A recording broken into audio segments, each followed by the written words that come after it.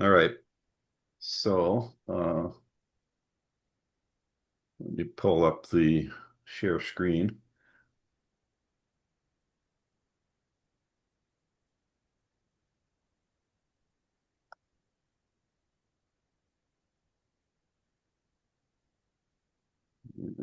Share screen two.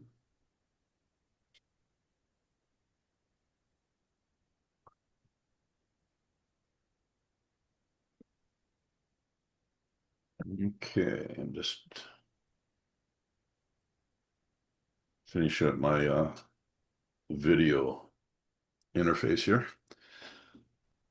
All right, agenda.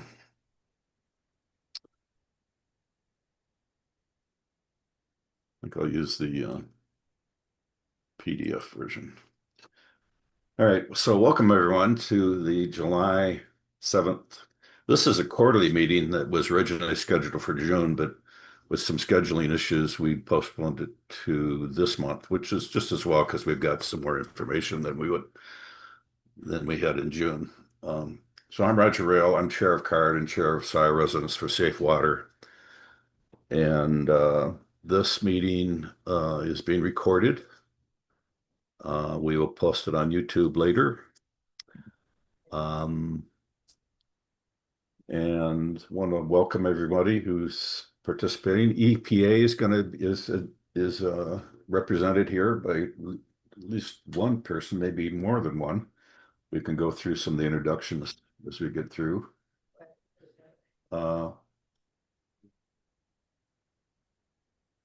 And I guess with that, I'm going to turn the meeting over to Jack Eaton for moderating it. And one of the first things he's going to do is approve the minutes. Thank you, Roger. I'm Jack Eaton, director of CARD, and I'm going to try to guide us through the agenda this morning. First thing is the approval of the minutes. This is voted on by board members. First, are there any comments or corrections in the minutes? Thanks for doing them, Roger. Yeah. Appreciate it. Seeing no hands. Thank Gemini. Seeing no hands, I'm going to take a vote now. All those in favor of approving the minutes, say aye. Aye. All opposed, say no. The minutes are approved, and we'll move on to the next item on the agenda, which is the EPA update. I'm sorry, I'm not sure who's from the EPA. Well, Diane Russell, I think, is on the screen or was. Oh, I'm sorry, I missed that. It might be that there's enough people on the screen, you're not seeing everybody at once. I just scroll down. Good morning, Diane. Well, she was there. No, I don't see her. I do. Oh, there she is. I see you now. You're muted. There, that'll work now. Yep, Sorry. that works. Just had to switch something. Hi everybody. Good to see you. And we've got on the community involvement side a lot of activity this week.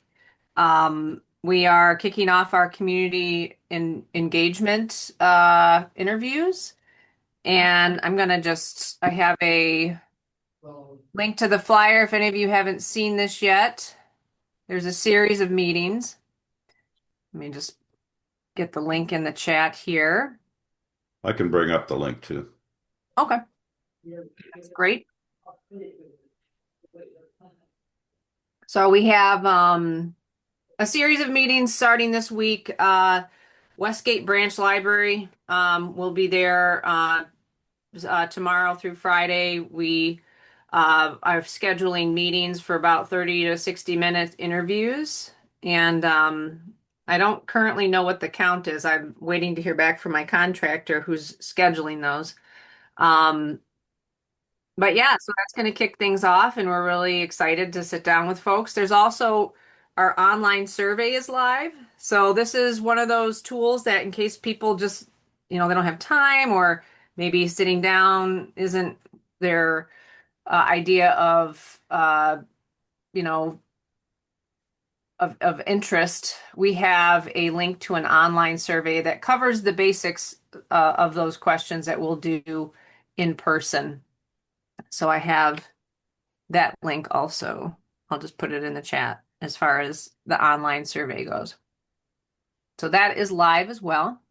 And we're also, as far as the community workshops that is mentioned in the flyer, we have one scheduled for the last, I think it's the last full week in July. Details are still being worked out, but right now we're looking to have that in, um, actually, I'm sorry, not the last week in July. It's in August, that week of August 17th through 19th. So we'll have a workshop at Scioto Township, and we've already talked to folks there about hosting that from like a 6 to 8 time slot. But again, that one's more geared towards people who want to come and maybe work along with their neighbors on some of these topics. So that's the idea there. And I'm also in conversation with University of Michigan about hosting something student-based. But we're probably going to be looking at that for the fall. Just so we have students and they have time to get settled and things. So that's the idea there. So any questions? For anybody on I have a question. what's going on? Yes, Vince. So do you expect the card members to attend these meetings, or is that not necessary, or anything like that? Well, for the community interviews, I think it's completely valuable to capture card members, individuals, history, uh, you know, your involvement with the site, your expectations about communications.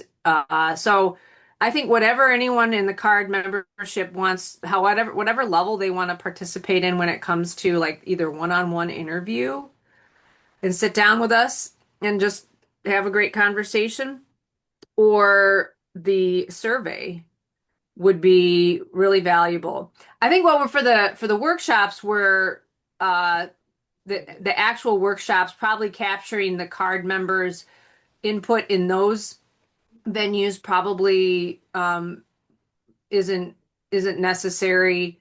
But I want to also say that working with card members to help organize those things is not excluded. So it would be, but I think capturing like individuals' information would be really valuable in either the one-on-ones or the survey. If you can give us a little of your time. Yeah. I'd be concerned at the workshops that if questions come up that the EPA is not familiar with, that we should have somebody from CARD who knows some of those answers. Well, and I want to make sure that and this is why expectations are really important as far as how we talk about the workshops per se, because it's really not meant to be a public meeting. It's not meant to be something where people are coming and, they have all these questions and we have all these experts to answer. It's really an information collecting exercise. Think about like city planning meetings, those types of things. We don't have information yet. We're trying to gather where the community is first. And then maybe community members aren't familiar with Superfund in general. And so that's the only kind of output in those workshops that we'll be giving. Like, this is what Superfund is. This is how we operate. This is, how we're structured. That kind of information will be shared. But as far as site specifically, we're just getting started and we're not really going to be prepared to have that dialogue. And I really don't want to give the impression that we are going to be there and have experts there to answer questions. So that's why having you all involved in the planning process is really critical, because I want to make sure that we are designing something that works. We're trying to achieve the goals that I described, as well as, meet the needs of community and being able to make the best meeting possible and make sure that we set up expectations. really clear for what is happening at those workshops. I've talked to some people that were involved in the early days who are no longer involved and encouraged them to be interviewed. Yeah.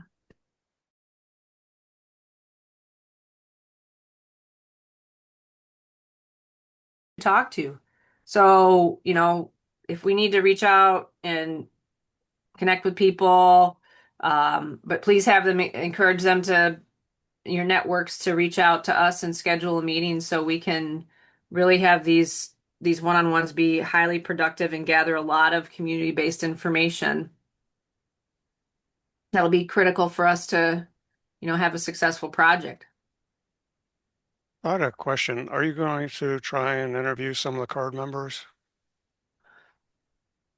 I mean, I don't know who's on our schedule right now, but again, encourage card members if they want to, be interviewed to to reach out and get on our schedule. We hadn't, I don't have we're not going to be reaching out directly to you all to put you on the schedule, but I can check with my contractor to see if is the question that you want us to? Because I want to make sure that expectations are clear. Well, I just want to make it clear. I think that the group here is probably the most educated of anyone about card, about the chemical, about the health effects. We got PhDs involved. We have extensive, backgrounds here. So I hope we don't, avoid not using that ability. And I'm not sure if everybody wants to get interviewed, but I think it would be worth thinking about having that as an option. So thanks. Yeah, please reach out to our contractor, get on the schedule. We absolutely want to sit down, talk to you. Minimally, at minimum, if the survey can be filled out with your input, there's a section on the form, I believe, that asks about your history or knowledge about. And then you can also send me a separate email too if you felt like there was more information that you wanted me to capture because this information will go into EPA's community involvement plan. And so we'll organize, based on these interviews, kind of broadly capture what we were hearing from community. What trusted source of information do they have? What are their preferred types of communication methods, whether it's, newspaper or if it's, digital, that kind of a thing, where they like to meet as far as locations, how often they would like to have updates, those kinds of things. But also there's going to be a big section where we're hearing from community members about their experience with the site, if they know any other information about operations or we get a lot of good information from community members in this process that, maybe EPA doesn't know going in. So that's why we have these kind of written into our statute so that we make sure that we sit down with folks and understand what the community knows that will help us in our project. Yeah, I think one of the things you're going to have to be prepared for is the range of information that the community has and how you're going to be able to use that most effectively. This is not your normal EPA Superfund study because we have 30 years of in-depth studies and community involvement, and I don't know what that means for the interviews, but the interviewers need to be prepared for a glut of information, some of which even card members might not know about. And that's why we've definitely from the beginning, we've prioritized getting, Roger, you had, alluded to the amount of data that you have available and have collected, and making sure that our technical teams, have connected with you on that. So, that has definitely a priority for us to make sure that we have, Yeah, that. And when is that going to start with the technical people? Because I mean, there's a ton of stuff that we should maybe start working on now because there's new information that's coming out weekly, you know. Yeah. And I think my colleague Colleen is on the line. I'm not as close to what the status is on the technical side of the house, other than I know that they were in negotiations. And that's what we had communicated when we came in the spring and talked to the community about, what comes next for EPA. I think And how much of that is done by EPA staff versus consultants? the negotiations. No, no, the technical, gathering the technical information. Well, I think right now it's really EPA is really involved. I don't know if they have stood up any any contractors yet for the Okay, project. well, that's good. I prefer to, because the problem with contractors is they're not here on the ground. And yeah, I've been a consultant before, and Mhm. to have people on the ground who know all the history and background, I think that's important Mhm. at this early stage before a whole lot of decisions happen. And I just want to emphasize that point that, we're trying to pull all the data together to have ready so you can have a complete data set to work with. And, it's been a little bit of a slog. Anyway, Jack, Rita, you want to say something? Yeah, a couple of questions for Diane. Diane, first of all, how has this flyer and your information about this been disseminated out to the community? Yeah, so we had stood up a listserv, and I was worked with Roger to get that listserv, that email notice linking the flyer to through the card email address list. So thank you, Roger, for the assist on that, because we're building our email list, as we speak. So I think we have So it was email only? Oh, no, well, then it's on websites. so there's the website, there's the link, but there's also, we sent out a few packages and I have to look up where those went out, so, of like a stack of 20, so that we have physical flyers on the ground for people in various public locations. But we are willing to expand that. I'm going to be in town, so I'll be down obviously this week. So if there's other locations that you believe would would benefit from having physical copies. Well, I'm also just I thinking, not only physical copies, there's places like, billboards at stores and at the library itself and things like that. But also just electronically, the email list, and maybe this is what you want, and that's why I'm asking the question. But are you hoping to catch a broader net? And by that I mean, I'm thinking of the neighbor up the street who used to work for Gelman, who doesn't, he's afraid still of being targeted. But he used to work there. I'm thinking of friends of ours who were exposed when they lived in one of the subdivisions out there. And they're not active in CARD, but or the family whose name I was given, whose daughter died of leukemia, and they always blamed Gelman for it, I don't know. Are these people you're interested in or not interested in? Absolutely. Absolutely. And this is where, you guys have worked for many years building up a network that I just don't have access to. So it was really a priority for me to give you all this information as soon as it went live to distribute amongst your networks. So please share this flyer and encourage them to reach out to schedule a meeting or take the online survey if they're worried about talking to us. That's one of the reasons I also created that, is sometimes, people are intimidated or they're concerned about, talking to the government. We have this online Is survey that can connect there.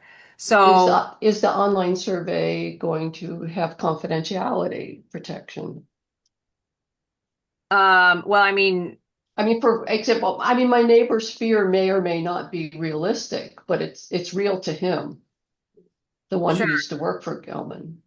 So I don't think you have to input a contact. It can be anonymous, I believe. Okay, I I, think there I, might be I an just area. filled out the survey. It doesn't ask for any identifying information. There you go. that's great.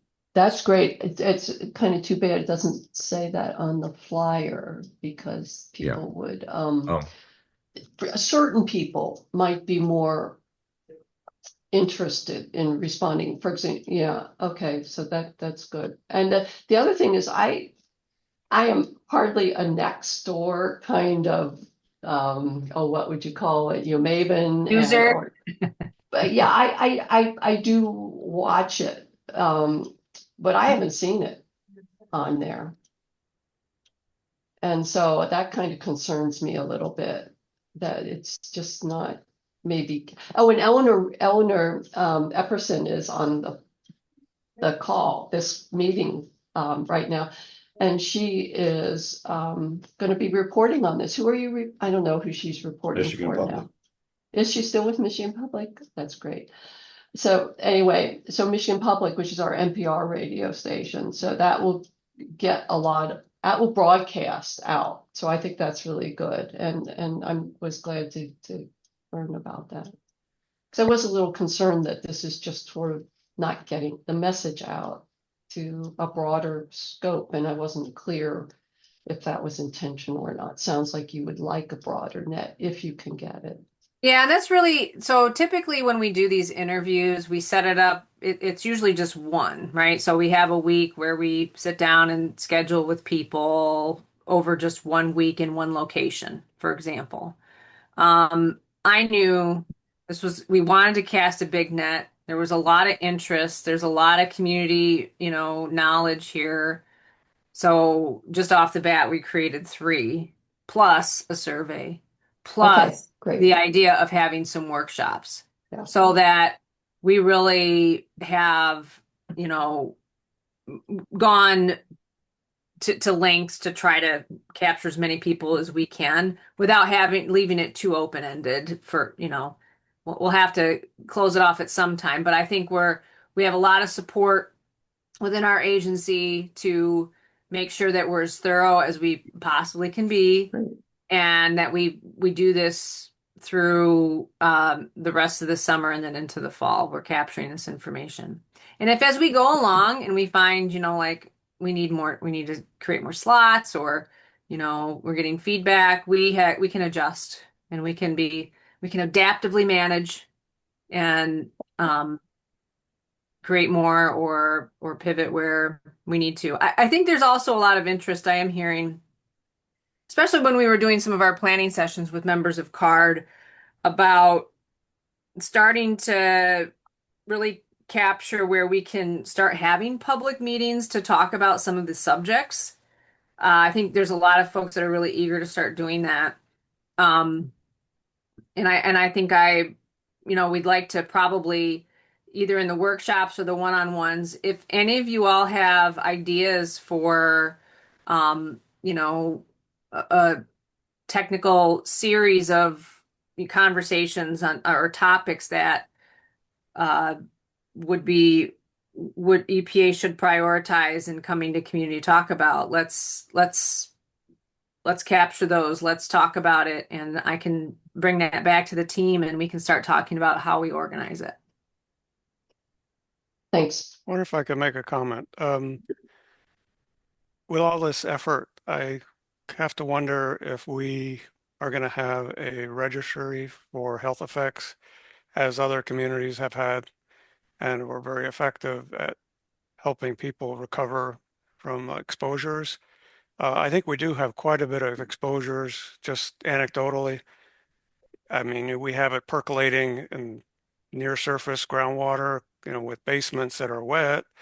We have pipes or wells that are contaminated at low levels, but still contaminated.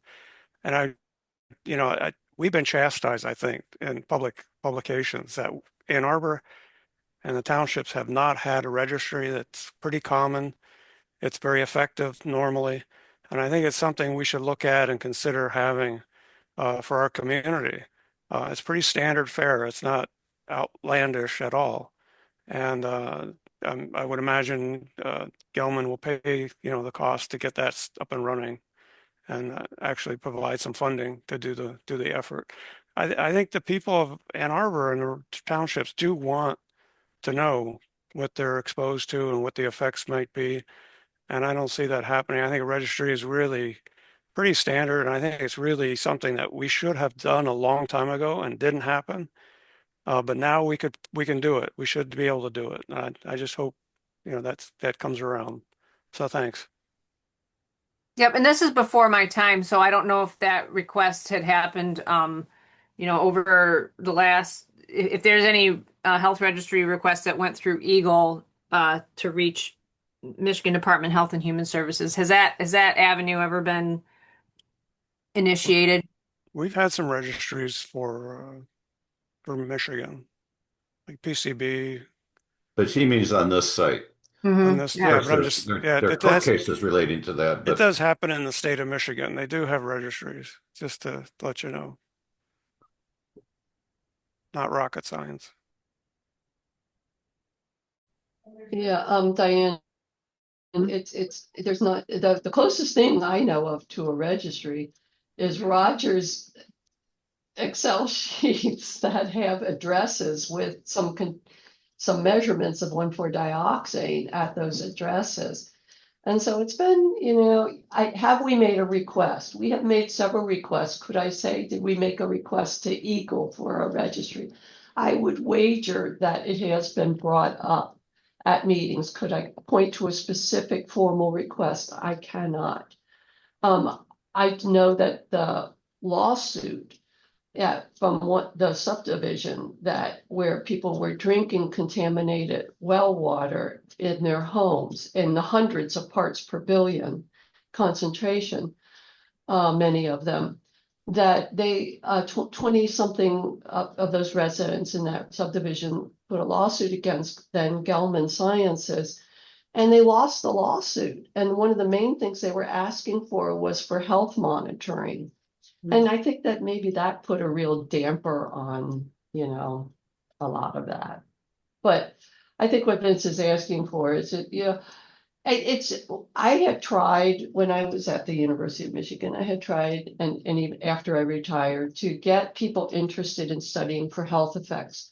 And I'm on the Yale Superfund Center External Advisory Board, which is studying 1,4-dioxane. And they always come up with, geez, but there's no, the hardest thing, the stumbling block is exposure. And it really kills me because this population was exposed to, historically, to concentrations of 1,4-dioxane in drinking water that just hasn't been seen elsewhere. I would want to follow up on what I said. I think we really do have another opportunity here with the University of Michigan. We have all these scientists down the street from us, and they have all these students who want to be trained up on how to do health effects in different situations.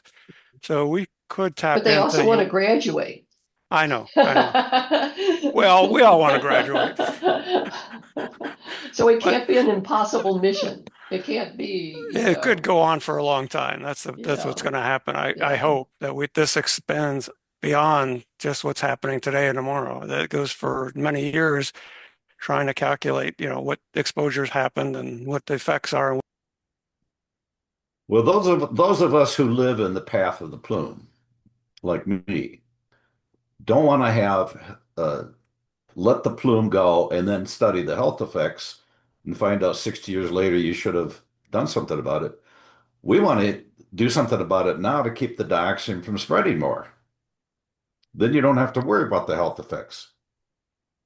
It's already happened for a lot of people. The university can do more about that, about how do you deal with a problem like this you know, what are the techniques that work good, and how do you get people involved, and how do you solve the problem instead of saying, well, what is the effect of the problem?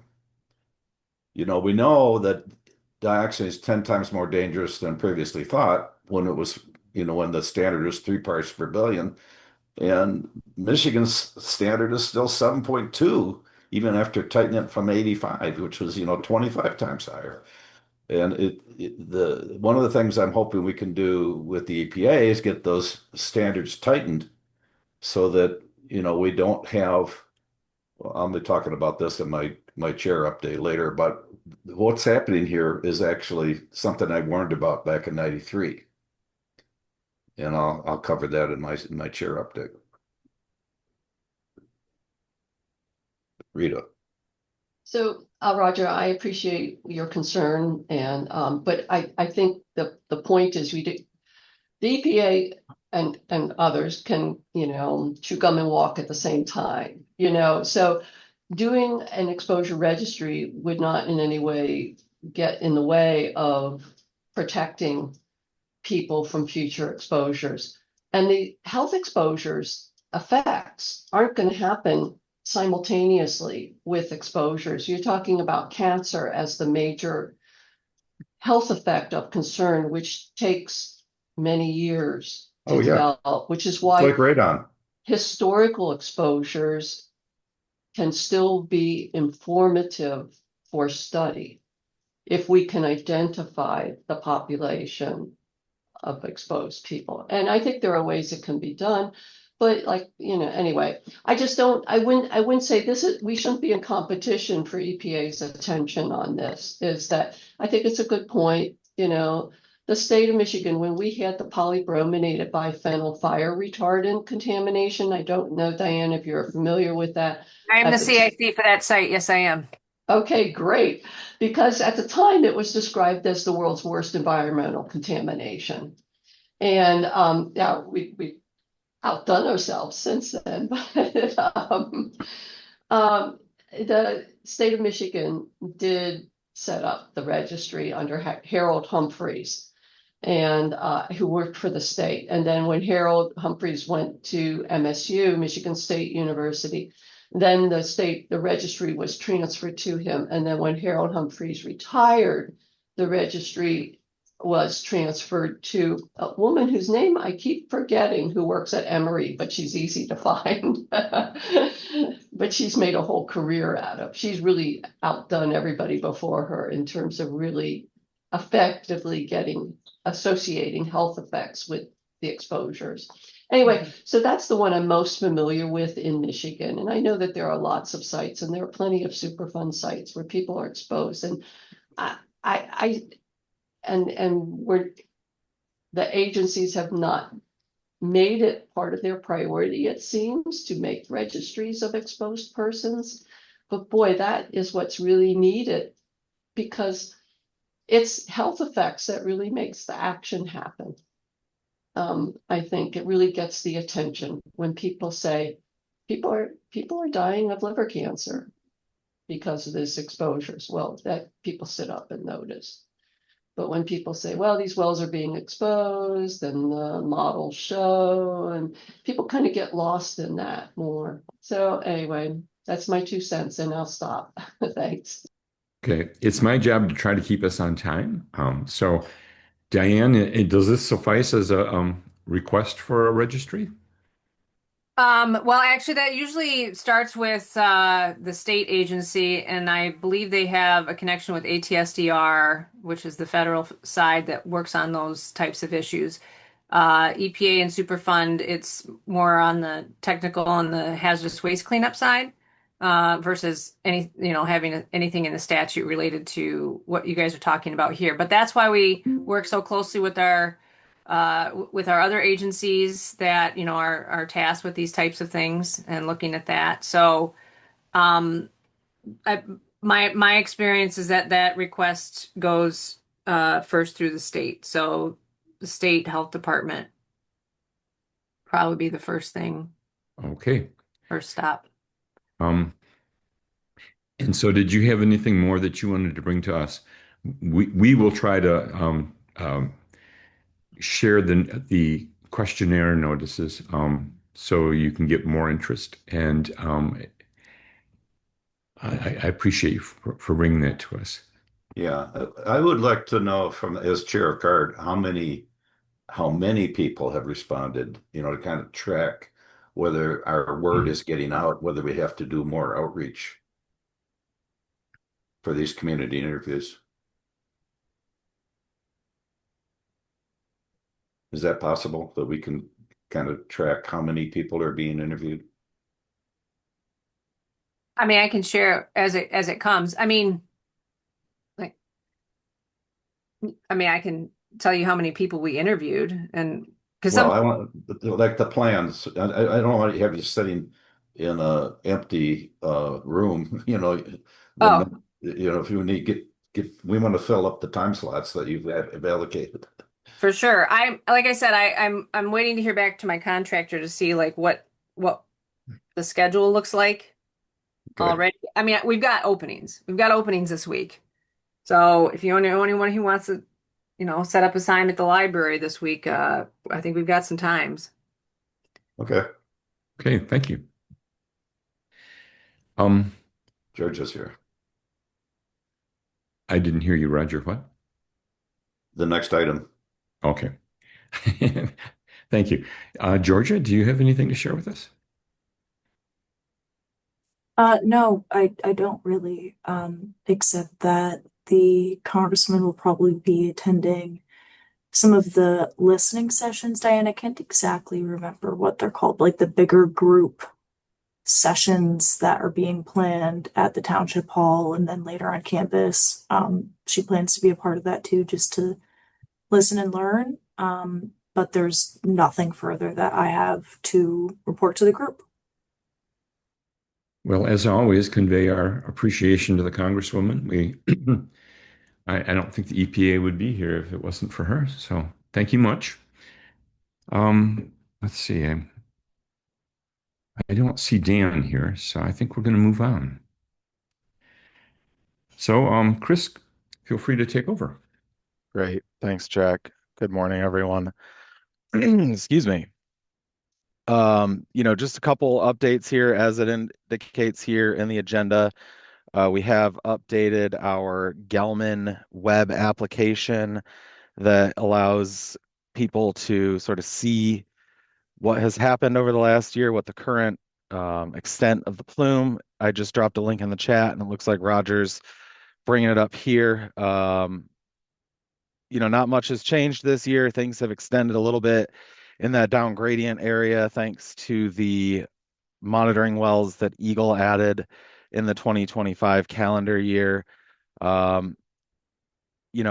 Most of the residential well stuff is complete. There's a few lingering things. We don't have a complete authoritative data set from the townships sampling that occurred in 2021 and 2022. But the next agenda item indicates there's remaining data issues and a planned discussion with CARD stakeholders, which I believe Roger is facilitating, and we're happy to participate in so that we can, get that complete data set in there. Unfortunately, we had to make some decisions this year about, the importance of getting the stuff updated in a timely manner and not necessarily losing time with the township data sets. So, we'll get there. We're trying not to let perfect be the enemy of good in this instance.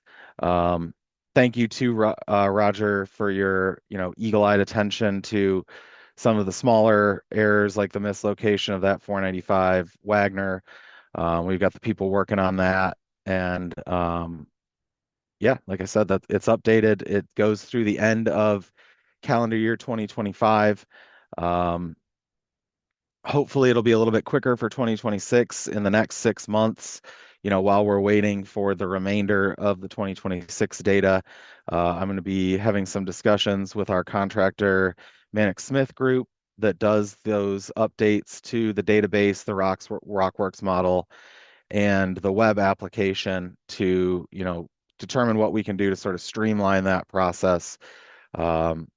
but I don't have any, substantive information that I'm able to share at this moment, other than we are considering that and how we'll go about doing that.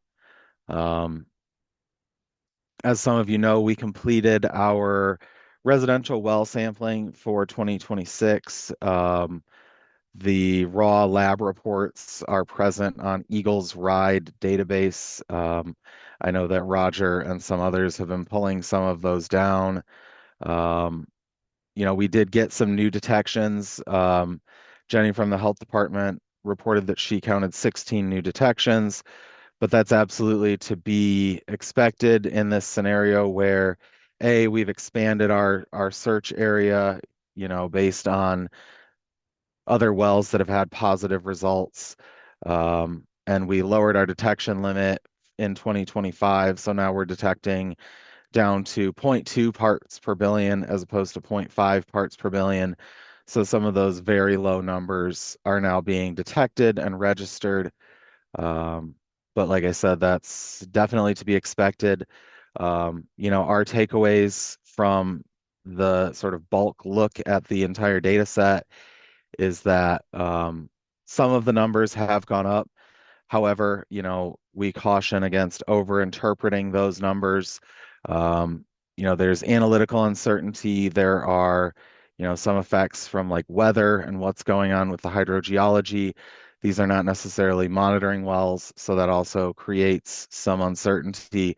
But broadly, there is nobody that is being exposed above the, state's 7.2 part per billion drinking water criteria. There are none of the wells that we sample have even exceeded the 3 part per billion level in the consent judgment, which allows for bottled water to be provided. And overall, we switched this year to a consultant doing it to take that load off of the health department. We wanted to free up some of the local resources for more important work. And I would say overall, it was a great success. They got 220 wells sampled. As far as I know, the letters have gone out. We've heard some reports that some people haven't necessarily gotten their letters. But that might be just due to, slowness in the postal system. So we're following up on those, and I'll be meeting with our contractor soon to sort of determine what we're going to do for the next year and what, their recommendations are, and we'll be working in collaboration with the health department on that. I think that's pretty much all I have to say right now. There's a few other things that are ongoing that I'm not necessarily able to share at this moment, but as soon as we are able, we'll loop card in on those, and just always appreciate, your attention and, Roger keeping an eye on things and helping us work through making what we do work better year after year.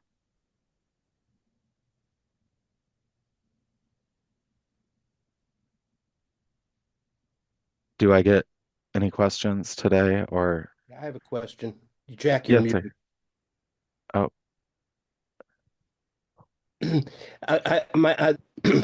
I couldn't find the how to raise my hand on the dashboard. no worries. There's, as Roger has said repeatedly, Gelman had been collecting data which they have not been sharing. Has the EPA or EGLE been able to shake loose some of that data or the reams of data that Gelman did not share with the state previously? So Eric, I'm not exactly certain what data you're referring to. As far as we know, EGLE and the EPA are privy to, all the data that's been collected on site. That may stem from there was some confidential data that was collected by Gelman in the marshy area, which is a wetland just north of their old manufacturing facility. But most of that data was made public basically and incorporated as part of a feasibility study as to what they're going to do about dioxane that remains in that marshy area. So Eric, I don't know of any, excuse me, like unreleased data. certainly there are unknown unknowns, but to my knowledge, most of that has been made public as it was published in the marshy area feasibility study. Okay, thanks. I think think, Roger would probably be the one to know better on what's been withheld. Thanks, Roger. Thank you. Certainly. I Chris. think Eric is referring to a couple things. One is the burn pit Mm, wells that we don't have any data for, hmm that were discovered by observation back in 2016. We still don't have any data for what's really going on in the hmm former burn pit wells. Hmm. And the other one, the original database that I got back in 95, about 80% of those readings are not in the current database.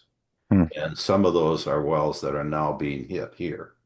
Hmm. So those were the original detection of non-detect, which should be useful for those people to say, well, it wasn't always here.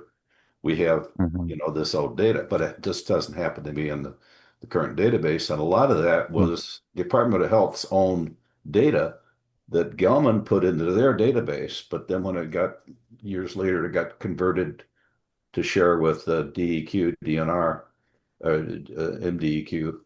Um, Somehow that data didn't make it to the official database. I still have it, and I still have a layer that shows up on Google Earth to show where all these old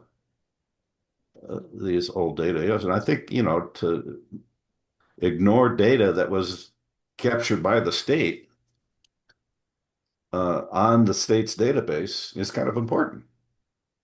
It shows best practices. So, I keep saying this all the time, and maybe some people don't want to go back and add the data, but the data's there. Data is data. How are we going to know where the dioxane is and where it's been? Sure. To So, really know how long it takes to how did this happen? How did we get this huge offshoot to the north here without being detected for all these years? Yeah, sure, it's below the current standard, but if this were another state, there'd be hair on fire. And so just Michigan's supposed to be, if I can back you up just a moment, Roger. So you mentioned some pre-1995 data that wasn't a part of the database. that's correct. And you said you do have copies Yeah, and of I that shared it data? with I shared it with the organization before you got involved. I see. Okay. And I mention it from time to time at card meetings, but Certainly. it's still not included. So, Yeah. Okay. it's not that much data. I mean, the whole database came on a diskette originally. Mhm. That's how little data there was. Okay. Well, certainly we can make part of, we've already discussed that we're thinking you're going to facilitate like a, database sort of where the gaps are. So maybe that's a good time to address that. And, while we've got Manic Smith group working on that, maybe that's a Yeah. good time to get that added. So, And the interface to update your data should be mhm. more straightforward.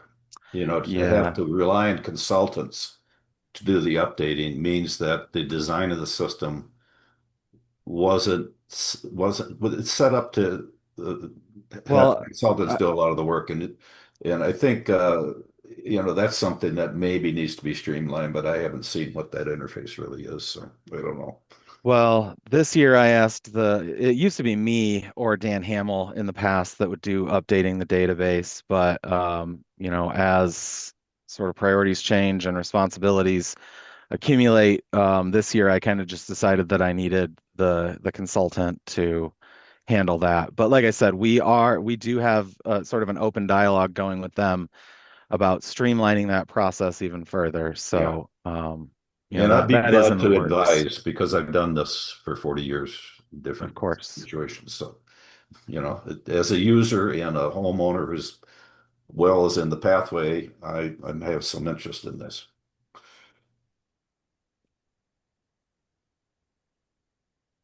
Great. And I see, Vince, you've got a question with a hand up. Yeah, thanks, Dr. Svoboda. Um, are you planning on doing more tests in West Park with the creek or near shallow groundwater? Certainly. Yeah, Oh, thanks for that question, Vince. okay, thanks. Yes, we are basically. Great, great. Yeah, we missed last year. There was a bunch of confounding variables that sort of led to us not being able to make it into the field to get 2025 data. It's regrettable, unfortunately, but we now that we had, so Hant Matthews is the company that we contracted. They did the residential well sampling this summer, like I mentioned. By all intents and purposes, it was a great success, and they are the ones that are going to be doing the surface water sampling. I've already been in communication with them. They're sort of prepping up to do that. I advised them that I thought it would be best to try to get it done the first week of November. So that is sort of what they're aiming at. They are going to be collecting the surface water locations that EGLE has previously sampled. So yeah, we are still planning to get that information and keep that data set going.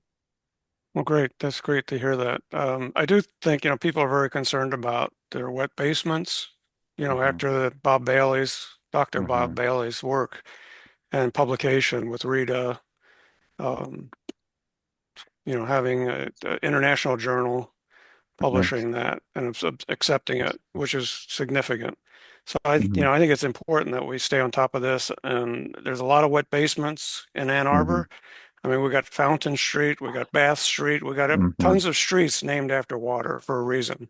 Mhm. Because we have hillsides that are just gushing with water some days, and Mhm. so it's a major problem. And I think there is interaction between the Gelman contamination and the seeps and the creek and Mhm. the basement exposure. So I think we've shown that exposure could be very significant, and we want to make sure we stay out in front of that and Mhm. try and make sure that we don't expose homeowners or others, people work in buildings that may have basement contamination. I don't know, but I know that there's probably houses that have it from just people I know who have wet basements. It's Mhm. constant. Their basements are wet most of the time, very, very routinely. So anyway, yeah, I Certainly. think that's glad to hear that that's going to continue, and I think it's very worthwhile and gives Mhm. us a lot of good data to help with EPA.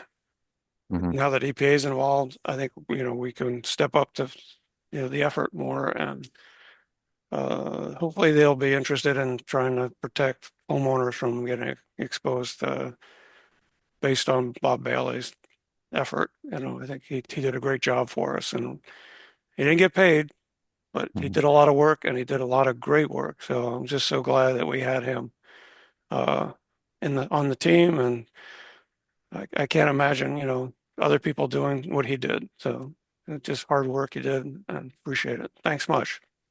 Thank you, Vince. Okay, I don't see any other hands up. Um, are you done, Chris? I am. Thank you, Jack. Well, thank you. We appreciate your attendance, Thanks, Chris. and Always. the news about the West Park testing is great news. So I'm going to move on at this point. Kathy Knoll has informed me that she's going to have to leave early, and she wants to tell us that she doesn't have anything to tell us. Go ahead, Kathy. Oh, she might not be here. No, she's here. Oh, Yeah, I'm still here. Sorry. I don't have anything to say. No new updates. I'm interested in the information on the new detections. Am I off here? So, Yeah. Kathy, I can give you just a brief synopsis. I mean, Okay. there were, I think, 16 new detections was what the health department counted. I'm still collating some of that data into my spreadsheet. I had 14. So Jenny from the health department who collects that data, she's sort of my counterpart over there. She's on vacation this week, but we're going to get together and compare notes. I can say that, all of them were obviously under any health-based criteria, our 7.2 drinking water criteria. They're under the 3.0 part per billion limit for providing drinking water. I think most of them were in the less than 1 part per billion range. And these were very much expected as we kind of, we go out from previous detections, we have a lower detection limit. These numbers are not unanticipated. And at this point, there's no health concerns, at least as far as EGLE is concerned. So, okay. Thank you. I'm going to be leaving the meeting then. Thank you. Kathy, before you go, you've been following my emails about the township sampling. The lab reports from the consultant were in strange formats in some cases, and that's why the data hasn't been updated to the EGLE's Gelman database. So we need to. Let's talk. Yeah, I'm going to have to get in touch with Keith Gadway from Quantum Environmental. They did all the testing. Right. I think I CC'd him on some of the stuff too, but okay. I spent about 6 hours yesterday trying to organize that data that I had, but it wasn't complete. So okay. Okay, I'm going to have to say goodbye, guys. All right. Thanks. Another meeting is starting. Thank you. Bye-bye.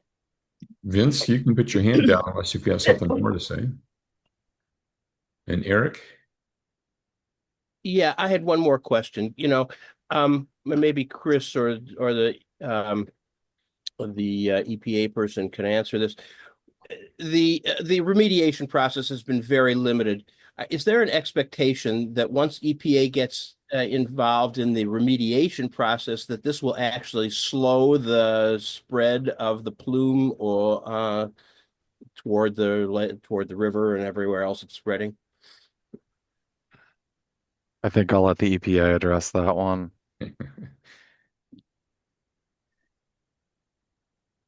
Hi, Colleen here.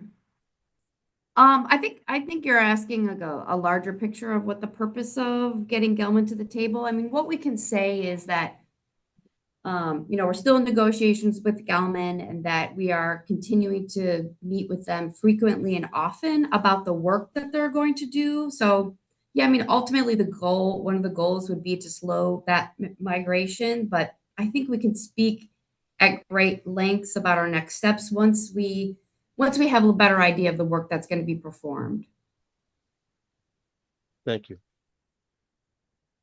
There is kind of a timeline that they're going to follow, and they're in the public outreach portion of it at the same time that they're talking to the polluter, separately about what's possible. So they'll bring that forward later. Right. Seeing no further hands, I'm going to move on.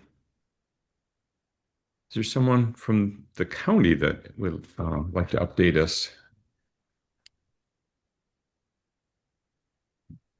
Hey everyone, it's Kristen Schweikofer from Washtenaw County Health Department. I don't have any updates. Yeah, I know Yusuf has stepped back in terms of the assignment for the Board of Commissioners, and when I checked in, they did not have another person assigned. They put it out as one of the vacancies, but I don't have a new assignment for you at this point in time. And then I think Chris kind of covered everything that we have to share at this time about the residential well sampling. But I can answer any questions if folks have them. Well, I appreciate you following up on who will replace Yusuf. A little disappointed the county board hasn't acted on that yet, but I do appreciate that you shared that with us. And when you bring an update to us, no change is one of the possible answers. Any questions or comments? Well, Kristen, do you think it's time for me or somebody else from CARD to make a presentation before the county board and get the representation reestablished? And well, that's a good suggestion. I will bring that forward and see what that looks like. I know the board is in their summer session, so they have limited meetings through August, but maybe this fall or beyond. I will also say, in case you haven't heard, that our county administrator is retiring. So there's quite a bit of changeover, I think, in our administration. Oh, I haven't heard that. So, yeah, so Administrator Dill is leaving his position, I think, the end of this week. And then Derek Jackson has been appointed the interim while they do the nationwide search for a permanent replacement. Oh, so maybe a meeting Things are in with flux. bring him up to date. Yeah, Derek sure. Jackson. I can reach out and let you know. Thank you. Yep, you're welcome. Seeing no further hands, I'm going to move on. Is there anyone here from Ann Arbor Township to update us? I don't see anybody. Right. I turn my page just a moment. Anyone from the city? Is Erin here today? She emailed and said she has a conflict. Okay. She didn't have any updates. She didn't. And Patty's here. Do you have anything, Patty? I don't. Thanks, Oh, Jack. that's a reasonable answer. Hey, Jack, I'd like to make a comment if I could. Sure, go ahead. Sorry. Yeah, I'm particularly upset with how our city government has not dealt with Gilman. They've really not been involved in what's going on with Gilman, in my opinion. And it's just unfortunate that it's gotten to where it is. And I think we really need to pressure the city government to be more active and more involved. It's like at a meeting, they don't even want to talk to you. I get no words from people who work with the city. The staff generally are pretty good, but the electeds may not respond to you at all. And that's generally the case we get. I don't know why we're considered the pariah, but they don't want the bad news, I guess. So anyway, I'm just putting that out there. Hopefully EPA will step up and step by the city of Ann Arbor because we've gotten very little from them. So thanks so much. Well, Vince, you got to qualify that and say that's not always been the case. In what way? The city government was very involved early on. Well, but that's a long time ago. Yeah, but just to say that Yeah, blanketly, the city's never been involved. No, the city has been involved in. Well, okay, it's got- like they- 40 years ago. They, So they got the at mayor least 40. at that time got a purge well named after her. That was her. The Gelman was so cavalier about it. They named a purge well after the mayor who opposed some of the things that Gelman was doing. Excellent. I didn't know that. Yeah. I guess that's something I should aspire to.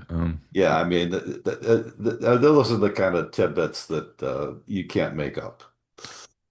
And I would note that while the city doesn't have a designated liaison from the city council, they do send very competent staff and Right. consultant, and we're lucky to have Aaron and Patty attend these meetings and Yes. keep us informed. So I do want to make that qualification there. There is some discussion about getting the data, the dioxane data that the city has incorporated into EGLE's Gelman database. And again, that's the interface problem. It should be kind of an automatic. Here's the monthly summary from the city. Here's the monthly summary from any of the other units that have dioxin data, so that we have a complete database. And I know how sometimes government agencies don't want to share too much information. It requires staff time. But these are the kind of things can be done pretty much automatically, routine, standard operating procedures. Once it's set up, it automatically works, and you don't have to spend a lot of time discussing it. I was under the You get a impression better that complete I picture just of want to make one more comment. I forgot to mention that, we tried to get the city to do testing in West Park because that's where there's a lot of water in the groundwater, and they wouldn't do it. And so we said, okay, we asked EGLE to test the creek, and they did it. And that triggered that data coming out of that site, nothing related to the city doing effort. That data analysis, I was told by EPA representatives that triggered a superfund, adding all the other stuff. But that was what I was told was the trigger that really got them interested in doing more work than what's been happening, and trying to protect the health of Ann Arborites and the townships. And I just want to make that clearly out. Yeah, everybody has to work together in this. And so, Roger, I was under the impression that the data that the city has is what Gelman provides to them, which is the same data that Gelman provides to EGLE. Well, the city has the Gelman data for sure, just like all the rest of us. But the city has some of their own sampling. Okay. When they sample, like for the development on their property where they had some former city offices, and that's now, right above where the dioxin is heading along Washington near First Street. Sorry, Roger, this is Patty. I thought I sent all that data over to you. Do you not have it? Well, but is it in the database? Yeah, probably not. Yeah. Okay. Yeah, and the fact that it's happening, it's not I guess that the thing I'm looking for is if there's anything to do with dioxin at the city, that the people who are working in the dioxin is the elephant in the room. When there's development projects going on, when there's sewer projects going on, it's important that the city pay attention. And I understand from Aaron that like the work they did at Washington and First Street, a big hole in the ground 30 feet deep. Yep. And they were sampling for dioxin there, I found out. Yes. And that's good. Mm-hmm. But to let people know that, to reassure them that, yeah, we already had it. We know about that. We're doing that kind of sampling is important to reinforce that, at least with the staff due diligence. That's happening. I hear you. And I know I've shared data with the county and also with the state, but I understand we probably need to do a better job to make sure it gets entered into that data set. So I'll have another conversation with Aaron and Chris. And to, that would be like a normal report at a card meeting. Agreed. Gotcha. Okay. And to let everybody know that this is happening, and that helps everybody because it shows that everybody's working together and somebody's paying attention. And that's what we have to do in this. If somebody had paid attention in their early days, we wouldn't have this problem. Right. Yes. Anyway, thanks. Thanks for doing that. And I'll just comment too at the first in Washington, since you mentioned it. They did do sampling beforehand, and they are doing sampling as part of the dewatering. So it's part of the NPDES permit, just so everybody's aware. Yeah. And some of that sampling is not really wells. It's like doing borings, and it's like one-off sampling that still provides information. Like one of the things that we don't have a database on, I think Larry Lemke's the students tried to do this one time, was a database of all of the samples that were done during the borings of all these wells. The different levels of sampling. Here's what the dioxin was found at a certain time. Are you aware of any database like that? Any of you on the screen that's been compiled and kept up? Seems like that. I mean, we've discussed this over the decades, but it should be, it's once it's set up, it should be easy to update because every time every time you get the driller's well log, it can be updated. And that gives you a history of what was there. Like there's certain times when a well gets drilled, they will find dioxin, but they'll skip over that. I'm going to skip over that and find, because there's larger dioxin, maybe 10, 20 feet down. It's important to know if that's separated by a clay layer, what happens to that dioxin that was discovered? To even know that it was there or sometime can trigger some, if there's a well drilled nearby, are you going to look for that layer intentionally to see if that dioxin has been moving all those decades in between. So, filling in I mean, again, all the data we have should be available in a standard publicly available format and updated automatically. We shouldn't have to discuss it at periodic card meetings. It just should be an automatic thing that here's another set of data. You can't say it's included as the regular database, because the regular database is ongoing. You're doing sampling at the same well over time. Well, you're not going to go down and re-drill a well each time. So you have these one-off dioxin hits that are basically, that data is lost because it's not being considered in any of the analyses. It'd be nice to have that data available in case there's something going on nearby where we can use that data and have more information and have more understanding of what's going on. So I just wanted to make that point again, that there's data that we should be having that we don't have. Okay. We got a bug here I got to kill. Thank you, Roger, and thank you, Patty. I'm going to try to move us along here. Dan's not here, so I'm going to move to the executive board. We still need a hard secretary.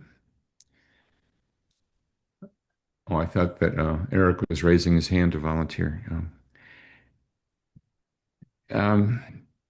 Rita, do we have any word from the research program? No, Mom, I don't know anything. Alrighty. Our subcommittee still hasn't met. Probably my fault on that. Go ahead, James. Well, I was going to ask about that.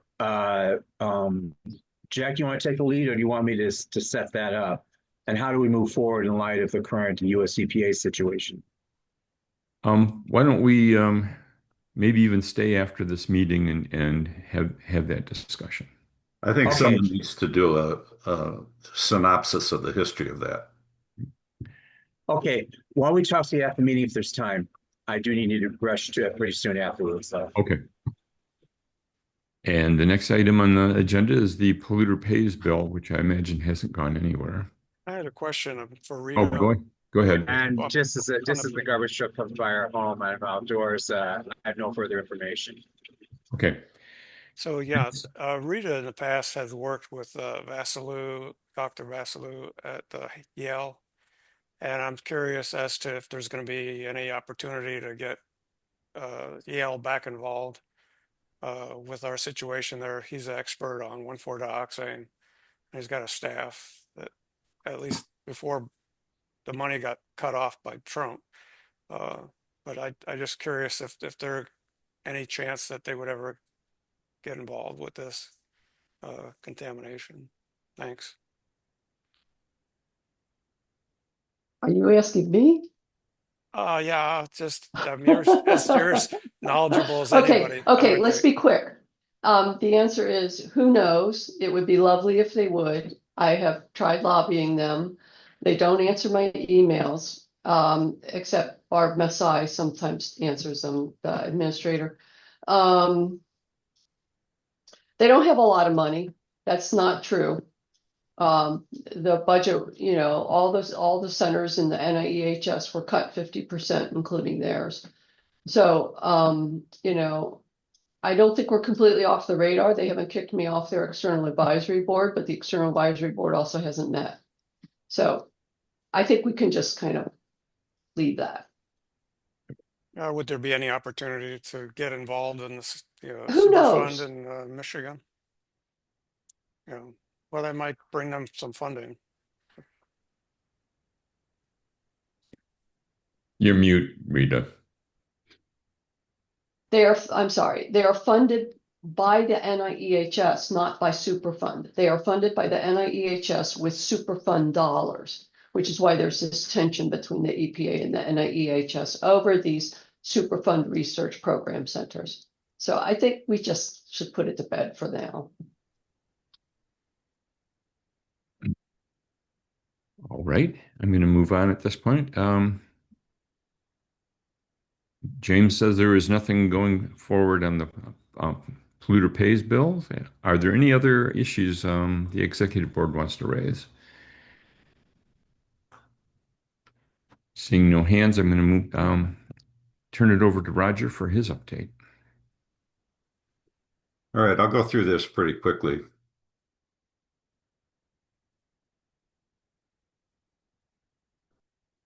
So, as Chris had mentioned, there are some new detections, and I just updated those on the map, the Google Earth mashup. So this is as of 2025. This is where the offshoot has gone to the north. And here's 2026. There's more. They're getting closer and closer to the river. There's also the first ever detection on Lakeview, this little street that's off of Liberty. It's a low level, but it was surprising. So this is a concern that there's another whole new offshoot here. This happens to be a pretty deep well with no monitoring well anywhere close to it back toward the core. There's a new series of monitoring wells just to the west of it, but yeah, this is something we need to pay attention to.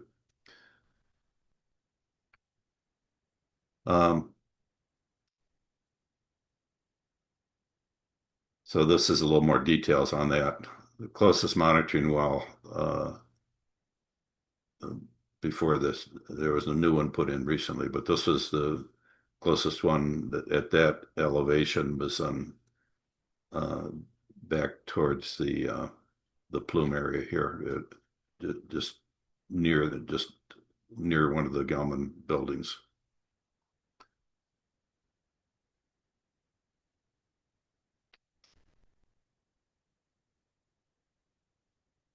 I've been downloading information from the ride system, the EGLE's. It's the system where anybody that has any reports or correspondence or data get posted to EGLE, and as far as I know, Chris, correct me if I'm wrong, Chris, that's the official submittal site for anything relating to cleanups. I'm sorry, Roger, you're talking about the RIDE database? Yes. Yeah, that's basically where the official record lives.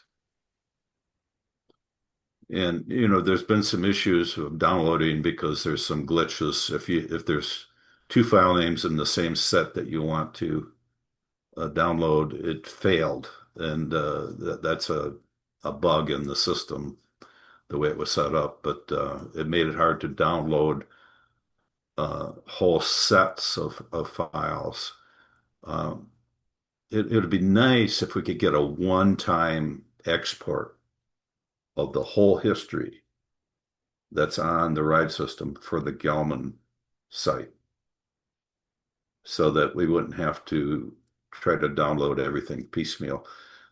What I want to make sure is if that we probably have a good deal of all that information already in the SRSW card archive, but there might be some early stuff that or even in between or later stuff that we don't have that would be important to correlate with what we already have. So I don't know, Chris, how we go about doing that, but I imagine it's doable.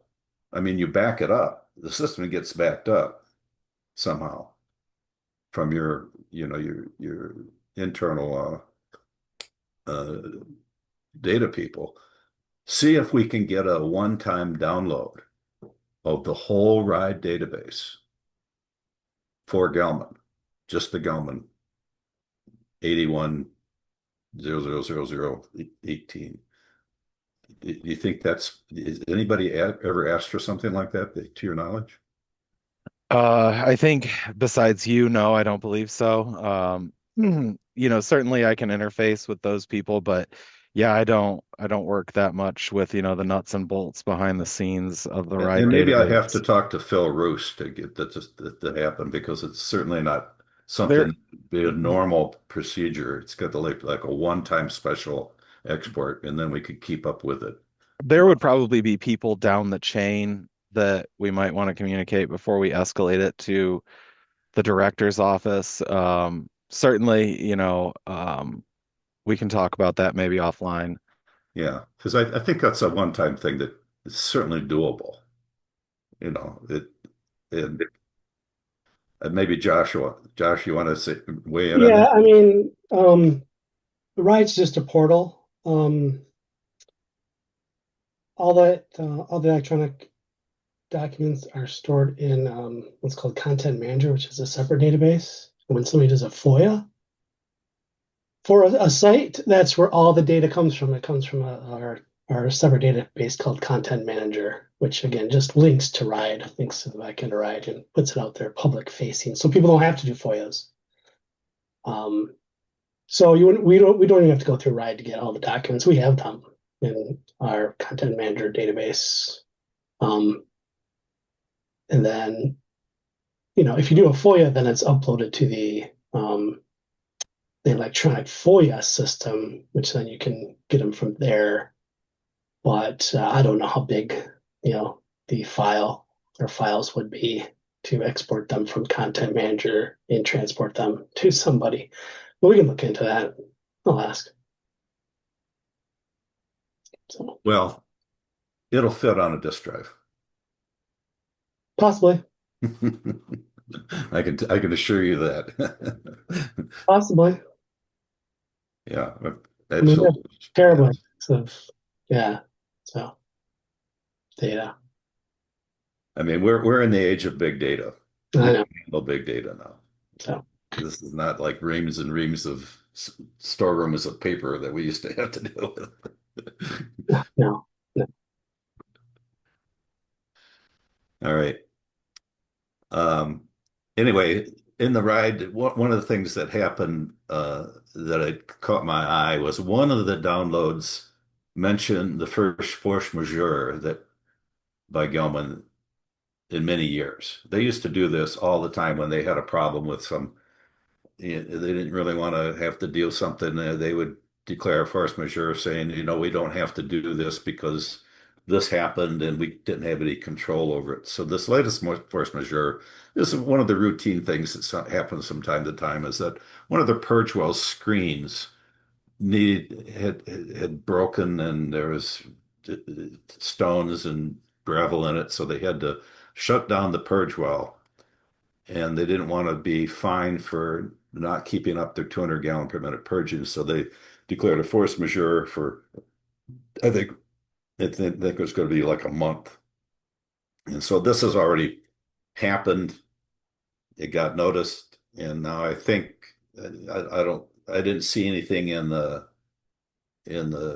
reporting that says this is now fixed, but it would show up on the purging data when we get that a month or so later that that particular important purge well has been rehabilitated and it's working again. So I just wanted to let people know that those kind of things happen from time to time, and I guess it's good that it's happening less frequently than it used to in the old days.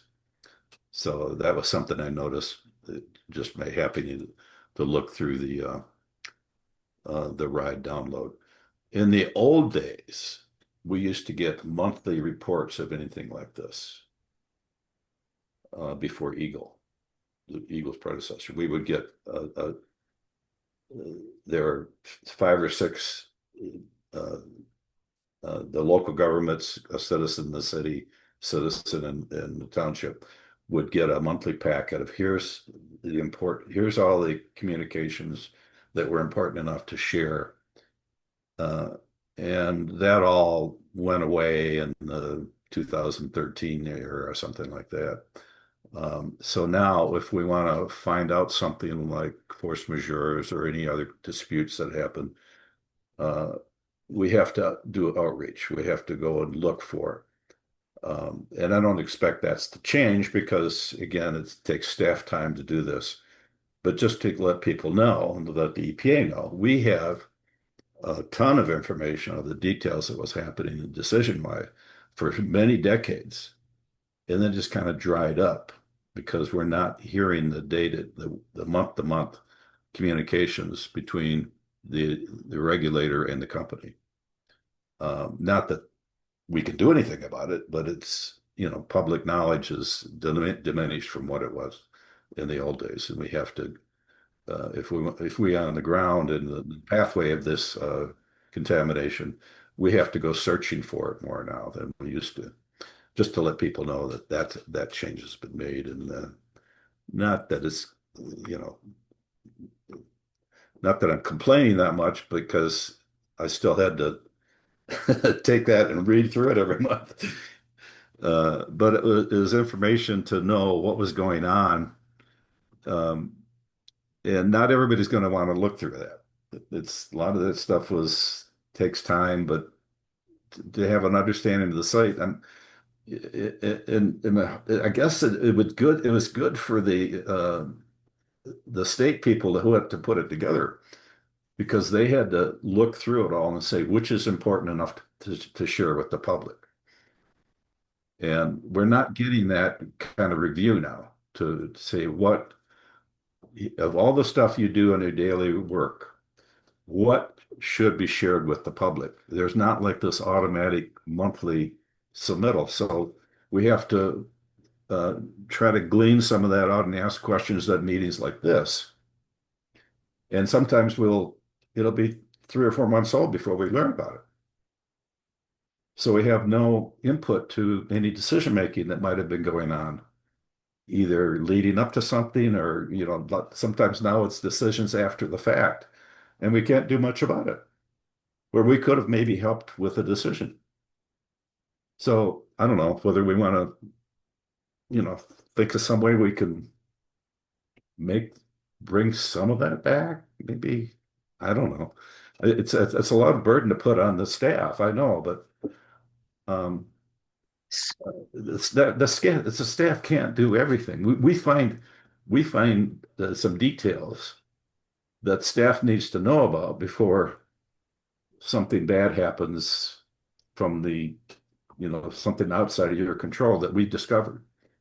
So I don't know. Think about how we can. Now that the EPA is involved, there's another player that needs to be informed on this. So can I just jump in here really quickly? On the EGLE side, I understand that, in the past things were done maybe like you said, sending you a packet, and it's a little bit more, was an analog sort of way to do it, so to speak. But we are still doing that electronically.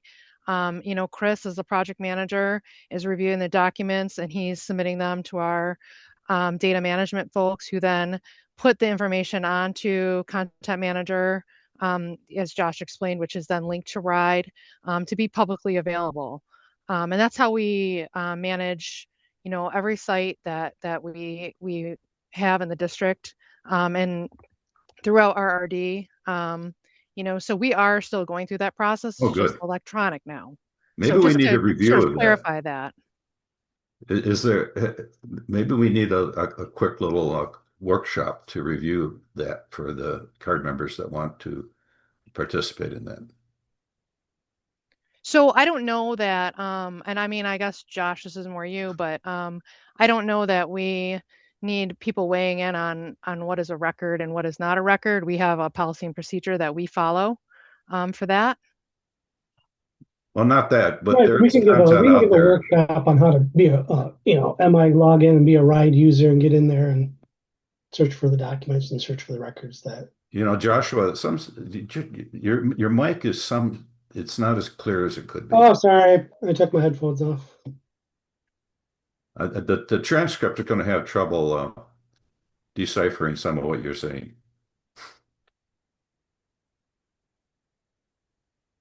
I don't know if you can do anything about it. Maybe it's your internet connection. Or maybe it's mine, since he just froze up.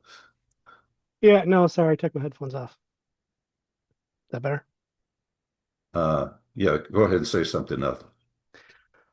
Yeah, so Much better. we can give a little workshop just on how to show people how RIDE works, where we put all of our publicly available documents, so we're more transparent than we were before. All information on there, and we can give a little workshop next time we're here on how to log into that, how to search for documents within RIDE. That shouldn't be a problem. Well, what's this thing that Deanna was mentioning then? And Deanna, do you want to, I guess some people don't know your position. I'm just saying, as we get documents in, like, for example, if Gelman submits something to us and it doesn't come in through our RIDE system, which is at this point typically does come in through RIDE, we do have, occasionally things, then we go through a process where we review it and refile it. Okay. And then it gets posted. That's all I was referring to. Okay. I didn't mean to overcomplicate my statement. But, was that a public, something separate from RIDE then? No. Oh, so it will get eventually posted to RIDE. Yes. Correct. I see. And is there any kind of alert system? So if somebody's interested in a certain site or a certain subtopic on a site, that an alert can be automatically generated for people that are interested in that topic area. I'm not aware of any alerts on RIDE. Yeah. Again, and the dates. One of the things I've noticed about RIDE is that I think it's sorted by date of item. So if there's a delay, let's say a month delay in getting an item posted, that item might not show at the top of the list. It might show several down. So even somebody checking RIDE daily might miss an item that got posted late, if you understand what I'm saying. Correct, because it's the date of the document, not the date it gets posted. Yeah, and that is the record. But they're in the system. I'm almost guaranteed there is a date posted. Yeah, in the metadata, but it's not on the public facing data. So it would just be a matter of having an index of the metadata date into the system for somebody that wanted to keep up with RIDE. If they had to go and look at RIDE, what I do now is I look at the first page or two on RIDE and see if there's anything that happened to be posted, but I'm not going down a month worth, So at first I don't even see what the date posted is, so I don't know what the typical delay is for items. You know what I'm saying? I hear what you're saying. Yeah, I mean, I just don't know if it's available on those front screens or not, or if it's truly just a backdoor thing, or if there's a way that you can. Yeah, well, just have another. You can look at the table, because you can expand the table and the different attributes in the table. The data's there. It's just a matter of having a different interface saying like, right. And I don't know if the interface provides for that, but like I said, we can get to our database expert and he can do a little show and tell you how to search for things, way to filter things, how to screen through things, and maybe he can actually provide what you need. I mean, the people that posting it have to know. Yeah, it's all, Roger, all the information is there. It's whether we program the database to do it or not. Because there's some things I found that's been posted twice. Yeah, mistakes happen. And if you had a little bit more information for the people that are posting it, they could say, "Well, wait a minute, I've already posted that. I don't need to post it again." They do. We have quality assurance, but still mistakes happen. Anyway, that's my. So we can show people how to filter through. That's my engineering background. See what's the latest information anyway, but out there. It's good to know that this is still happening. So yeah, it's all out there. I just try actually more transparent than we were before. Yeah, more transparent, and kudos for that. But as a user, there's a couple tweaks that could be done, make it better for everybody. It seems to me. So anyway, I just wanted to get that out. All right, go back to this. So the force majeure, those don't happen much anymore. By the way, that TW18 data, here is the graph of it on a log scale, showing that the last time, this has only been updated through 2021 because I was waiting for the complete database to update this, which I will now do in the near future. But so it is 230 parts per billion. You see it kind of plateaued there because this is an indication of how long it's going to take to get this dioxane cleaned up. We're talking about a decade here to get it from this level down to this level.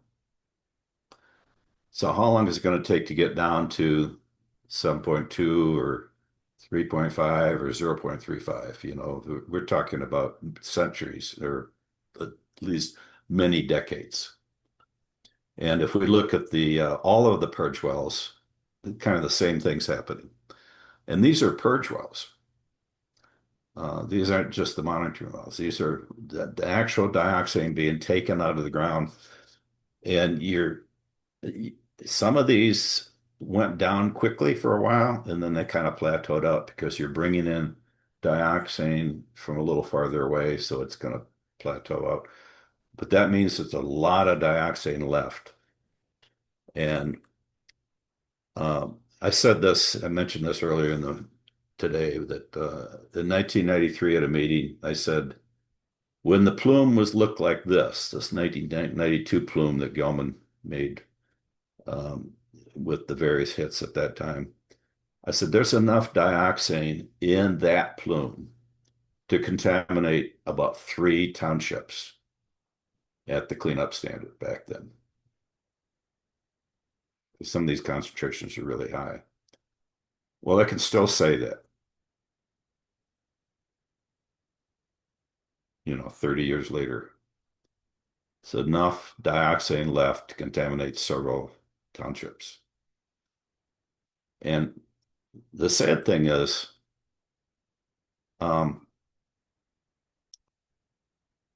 it's already happening.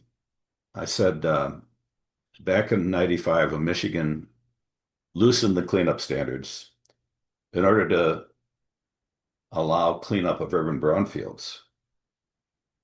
And I don't know how many of you were around back then, but there was a Urban Core Mayor's Report study done. So several, a dozen or so larger cities that wanted to clean up their urban brownfields, the contamination in the center of the cities. They weren't using the water from that location, so they wanted to loosen the standards so they could clean it up and redevelop those parcels.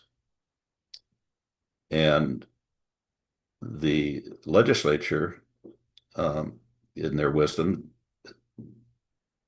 and the DNR at the time said that, we'll just apply this statewide. And my comment at the time was, okay, so you're going to instead of cleaning up urban brownfields, where's the incentive to clean up urban brownfields if somebody can now just go out to a greenfield and contaminate it? You're going to be turning these greenfields into maybe not brownfields, but at least tan fields. And that's exactly what's happening here. This area here, all these wells that are in township wells, it's already, the ones in Evergreen area have already been annexed to the city, but this is becoming a tan field.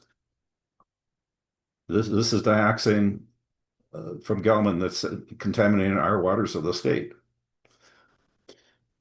And of course, we got the new hit down here. What if this were radon being injected into the water to up the radon levels that are naturally occurring in this area? We're already under some threat of getting cancer over 20, 25 years from our radon that's at certain times of the year could be developing, emanating into the basements in areas. And unlike a vapor intrusion from the water table, this can be through dozens of feet of soil before it gets to the foundation. But here we got Gelman's dioxin infiltrating our waters of the state into homeowner wells. We're using these as first indication of where the problem is. The monitoring wells along the peripheral here started to detect some of that, but there's holes in it. And when some of those holes were filled, we find higher levels. How many people are going to not want to buy a house in this area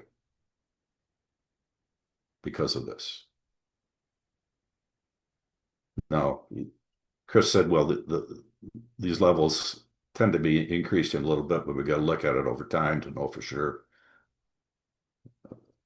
But had we been doing the best detection method that was available decades ago, we would have had a heads up on this and maybe been 2 or 3 decades ahead of where we are now. And I just don't want this to go on. Dioxin is going to do what it does. And with the EPA involved, they still believe in polluter pay. The sampling for this is being paid for by taxpayers now. The EGLE got a settlement years ago, 10 cents on the dollar for the not containing the plume at Evergreen. Well, you know, the judge made a mistake on that probably, but that money's gone probably. And certainly it's taking up time. It's taking up all the people on this screen's time. Hopefully with the EPA, we can get monitoring paid for by the company. And if anybody here is contaminated above a certain level, they should get replacement water paid for by the company, by the polluter. And when the home systems that get developed through Superfund Research, Yale site, you know, they were working on home scale systems.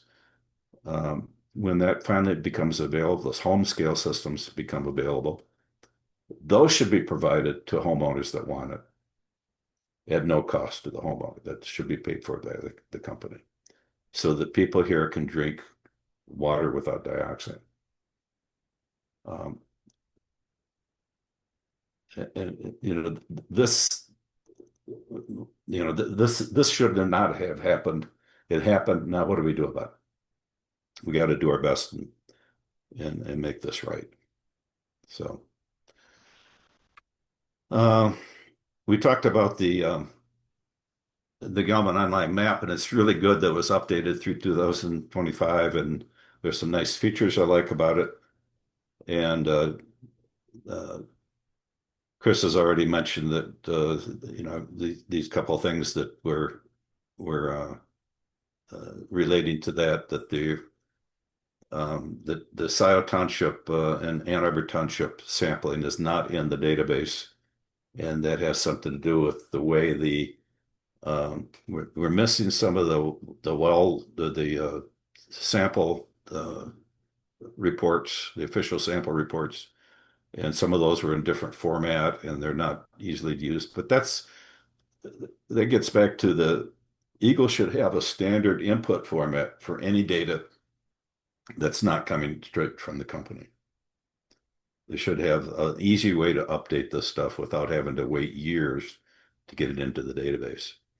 And that includes having standard street names and things like that. So Chris doesn't have to do a lot of handwork to correct the data. That should be done by the consultants and whoever's doing the sampling.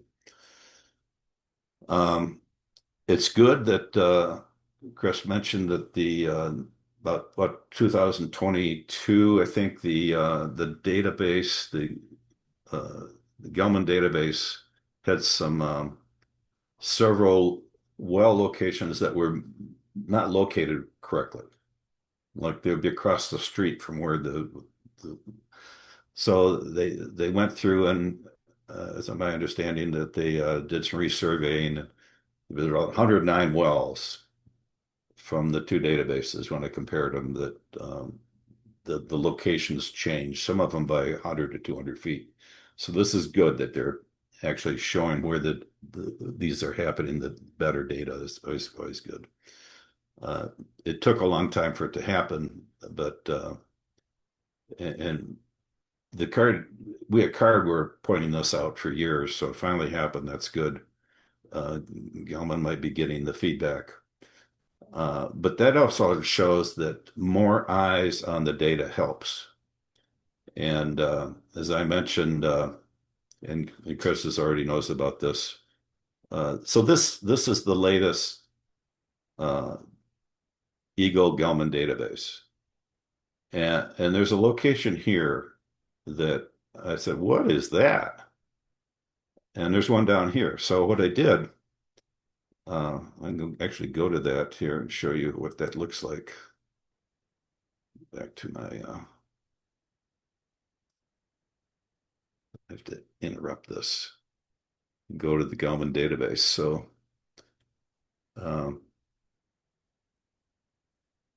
so here's this sample point here. I said, what is that? Well, it turns out that is 639 Barber. I said, wait a minute. Why is there there's no Barber Street way over here. Let's look up that. 639 Barber. We'll look that up for Ann Arbor. Oh, it's up here. Okay. Well, somehow that happened. And I'm just mentioning it because I don't know how long it's been there. I hope this is a recent update. And that's something that I missed for several years. But it just goes to show that having more eyes on a problem can help detect where the problem is. This is another one that caught my eye. 2100 South Wagner Road. Of course, I looked that up in Scioto Township and it's not there because it's in Lodi Township. Are we dealing with a new township? Of course, it was non-detect. And I'm not sure why it was even included other than it's over what would be the city's wellhead protection area for their steer farms supply wells that supply 15 to 20% of the city's water.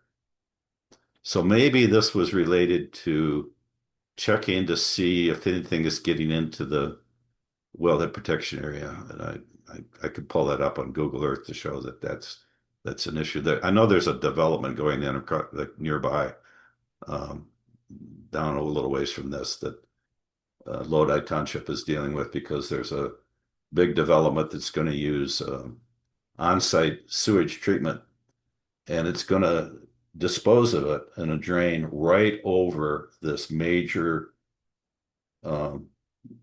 groundwater wellhead protection area for the city's well supply for where they get their well water off the steer farms down near the airport.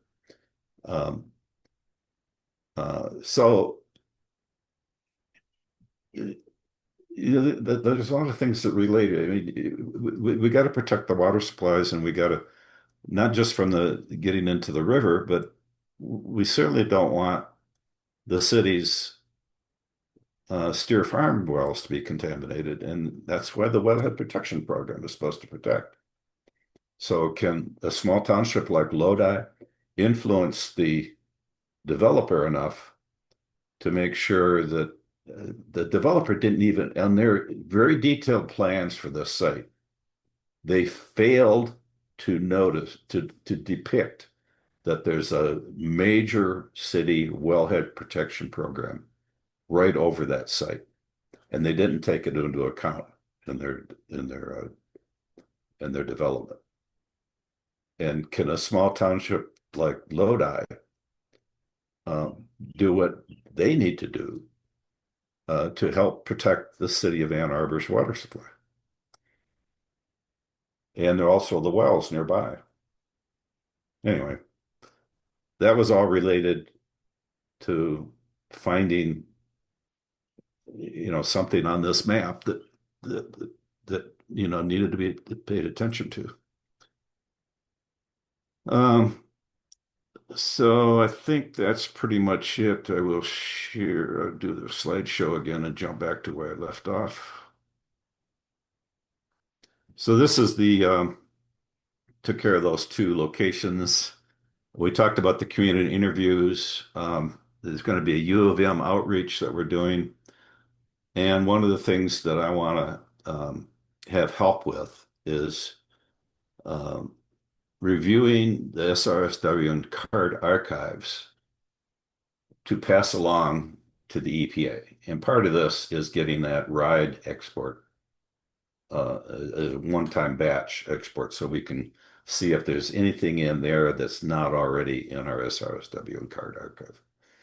So that, maybe with the EGLE and EPA working together in this, we can get that done and help the EPA hit the ground running when the technical people get fully involved.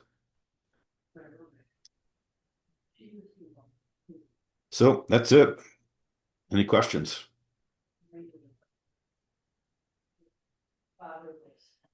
Thank you, Roger. We're running out of time here. I guess, does anyone in attendance have a non-agenda item they want to raise?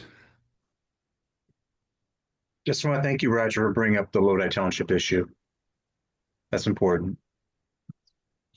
Water's water. Yep. Amen. We're 60% water. All of each of us. Act accordingly. I guess I had a question. Is EGLE going to stay at the level they're at now with the EPA moving into the area for, mitigating 1,4-dioxane?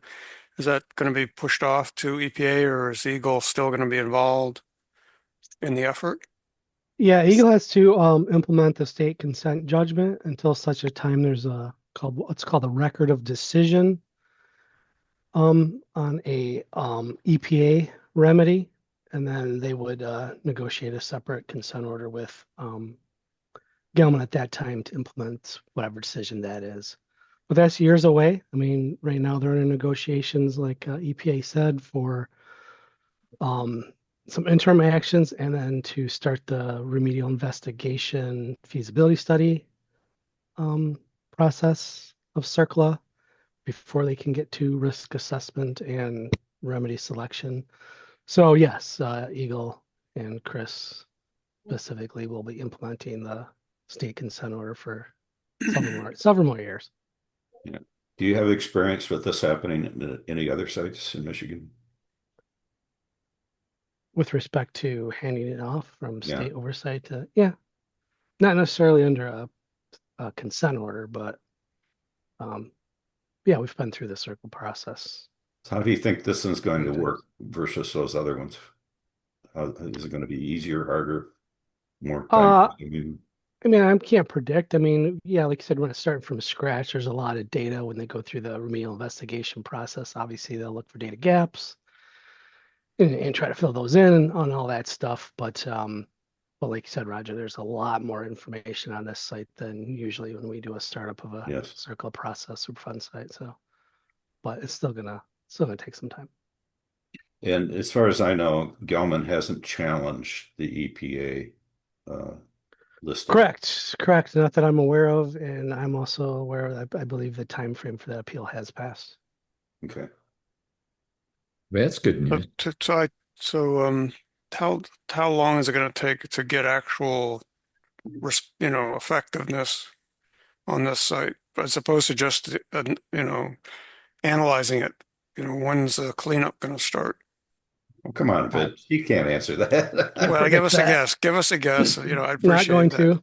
No. Sorry. Is it 20 years or 5 years or 3 years? It depends on the remedy selection, how aggressive it is, and what can actually be technically feasibly done out there. So I'm not even going to try to guess.